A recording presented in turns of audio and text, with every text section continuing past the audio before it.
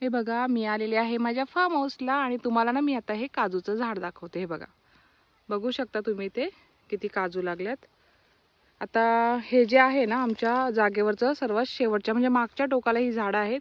इथे मी सहसा जास्त येत नाही. तुम्हाला जेव्हा पण मी शूटिंग दाखवते ना तेव्हा जी समोरची झाडं आहेत ना काजूची किंवा आंब्याची त्याची शूट दाखवते.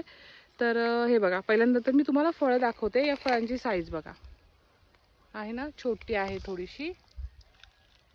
हे बघा, यांची साईज थोडी छोटी आहे आणि कलर रेड आहे. समोरची जी झाडं आहेत ना त्यांना पिवळ्या कलरचे काजू येतात आणि त्यांची साईज पण थोडी मोठी आहे. हे बघा, खूप लागल्यात पण साईज थोडी लहान आहे. हे बघा, बघू शकता किती आहेत. आता तुम्हाला खाली पण दाखवते. हे बघा, खाली आहे ना काजू खूप पिकले ना तर इथं ना या अशा बिया पडून राहतात. तर या ज्या बिया आहेत ना तर मे महिन्याच्या एंडपर्यंत जेवढ्या बिया मिळतील ना तेवढ्या आम्ही साठवून ठेवतो. तुम्हाला मागे पण गेल्या वर्षी पण मी व्हिडिओ दाखवला तर तुम्ही बघितला असेल तर. आणि हे बघा, बाजूला हे दुसरं पण झाड आहे.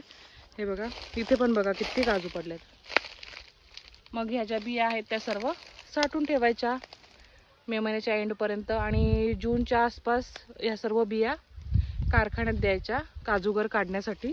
तर आता मी हे सर्व कलेक्ट करून घेते. हे बघा, चला सर्व मी काजू बिया जमा करून घेते.